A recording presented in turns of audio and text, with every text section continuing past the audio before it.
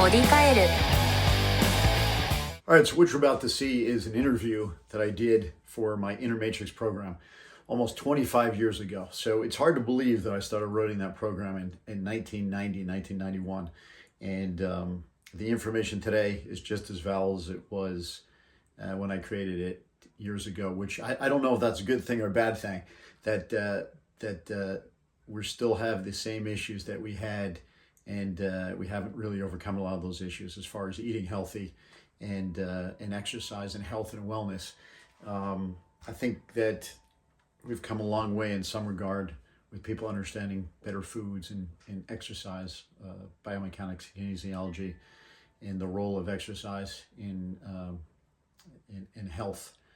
But overall, I think we're still battling some of the same issues that I was battling years ago. But I think that the interview really shows that it's just as valid today as it was then. And it just comes down to those same core principles, the same basic information about eating healthy, moderation, and exercise. And you can find it all here. I'm going to promote this book. This is my latest book, If Inner Fitness. And everything you need to have a healthy life is in this book, all the information you need. I will be breaking these down into podcasts. I think I'll be doing more videos. I think since RFK is now has some can really add to this discussion and make some positive changes in overall health, especially here in America. I think this is definitely positive. So enjoy the interview, and I'll be making more. And I'm also working on some new ideas, some new programs, and some new products. Years ago, I was working with kids and families and the educational system, but everybody's getting older, including myself. So I have a lot to contribute in this area. So enjoy the interview, and we'll talk more. Thank you again for watching. Again, check out the website, check out the book, and check out future products and programs coming very soon. Thank you.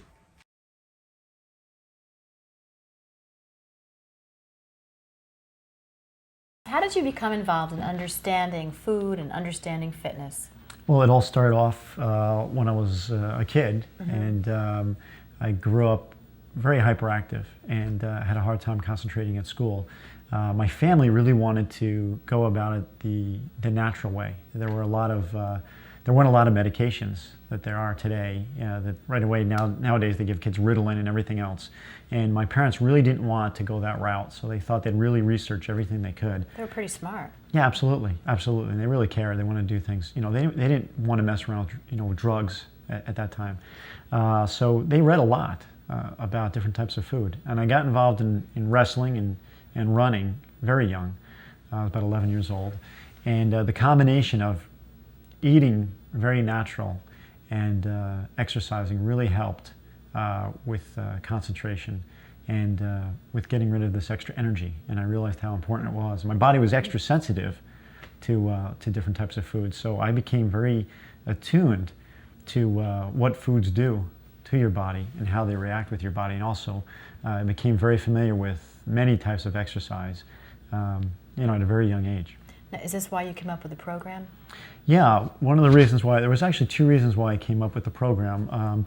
Again, in college, I had done a thesis, which was an exercise machine, and at that point, I had a lot of experience as a trainer, and also working with different types of fitness equipment.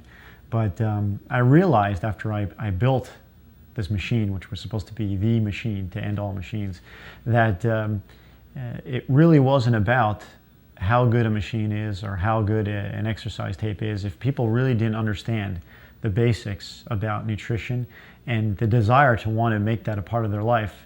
It wasn't going to help them.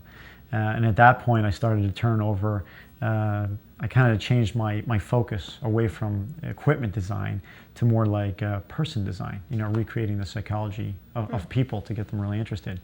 One of the reasons why I realized this was so important is, as a trainer, I was actually really disappointed and really frustrated, as well as a lot of other trainers, a lot of friends of mine who are trainers, that we were only with a client for maybe 2 or 3 hours a week.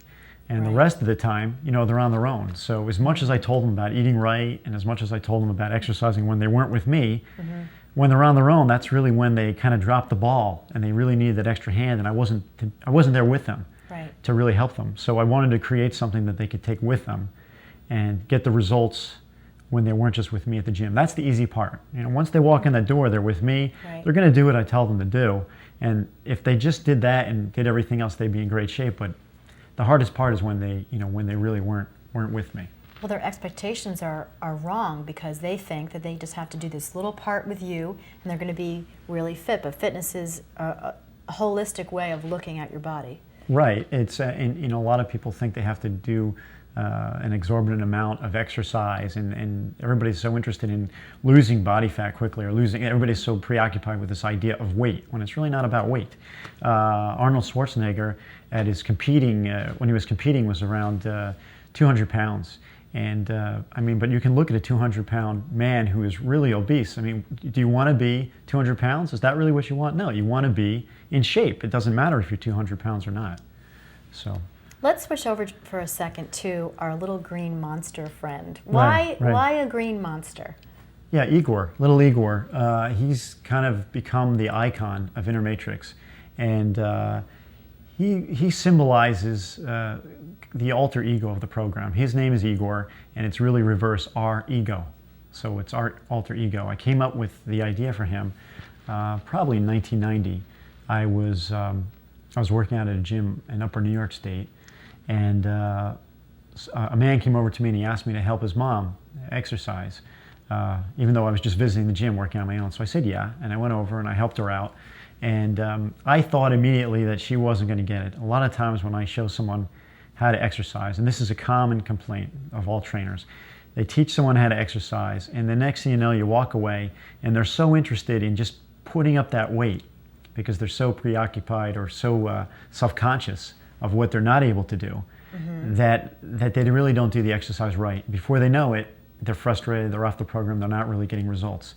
So if you allow that ego to really get in there and affect the way you're training, it's just going to be detrimental and counter to everything you're trying to do. So Igor is really the symbol of, he kind of became the symbol, the icon of the program. And he's cute, kids love him. Right. Now, is he a good guy or a bad guy?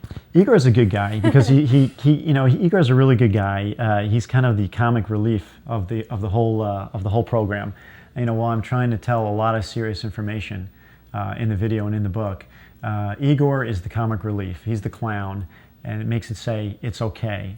And what I found was, with training people, if I say to them, listen, you've got a real ego here. You've got to let go of your ego, and you've just got to concentrate on just listening to what I'm telling you to do, and just take it slow.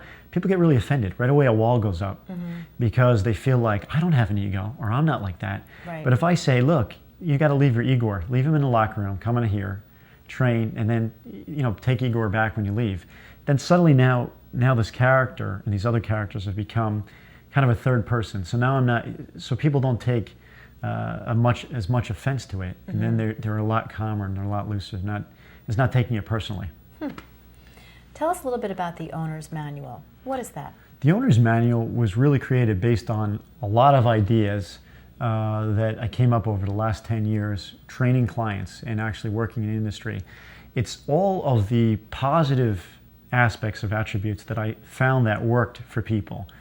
Usually when someone, I'd have to say all the time, when I have a new client, they come in and right away I know if they're going to be successful or not. And I know it's got nothing to do with me. It's got nothing to do with me training them 2 or 3 times a week. I know if they have it or not. And that is this drive or this desire that most of us get to, within our lifetime. Sometimes it takes something serious like a heart attack or diabetes to get someone to really think, wow, I have to change my life. But a lot of the times it's a lot less subtle. It's not as intense as that. So that's really. So what are your plans and your goals? Obviously you're a fit person. You've been living that way for a long time. Right. So you want other people to live like you, or you want to inspire them? What is your goal? Yeah, I think the goal is I just became so angry, especially as one of these kids growing up, having such a hard time with concentrating at school and being hyperactive, and then I started to see all these drugs pushed on kids. It made me so angry that I just thought, well, I have to do something about this. And all these parents who are being misled day in and day out, and there's so much money being pumped into advertising and marketing dollars that people are so confused. They don't know where to go to, and there's just really no one source you can go to find information. So what happens is people become desperate, and they're looking through TV late at night, and they see a really cool looking exercise machine, or they see a new diet that claims to have all these magical powers, or this diet pill where they think they can have a capsule and they're going to a belt that melts away fat, or a belt that melts away fat. But they don't know what to believe anymore. Right. So they're looking for anything, answers, any kind of answers they can, and they buy it. And I'm just so sick of that I just really want to do something. And I figured, well, let's do something that really addresses parents and their kids, from the earliest level, so that now the next generation doesn't grow up with the same misconceptions that we're growing up with. Okay, it's a perfect world. How does everyone eat, and how does everyone think about fitness? All right, well, I think in a perfect world, and what I'm trying to accomplish here is this program was designed for the parents and kids and everyday people, busy working people that don't have the time to spend hours at the gym. But I'm also really concentrating on getting a different type of program and teaching into the schools, to the guidance counselors and to the physical education teachers. And I've done that by joining different associations. Also, I'd like to really get a program to help trainers. Anything they can do to help their clients when they're not with them while they're at the gym, I think would really help.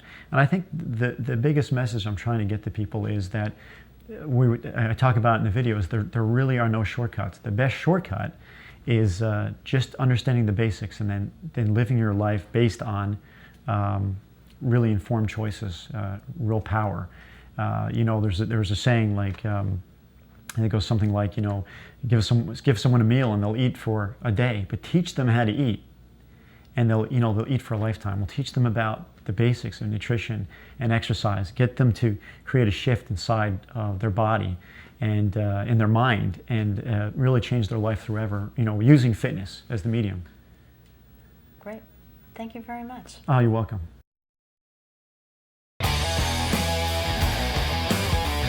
Bodikaeru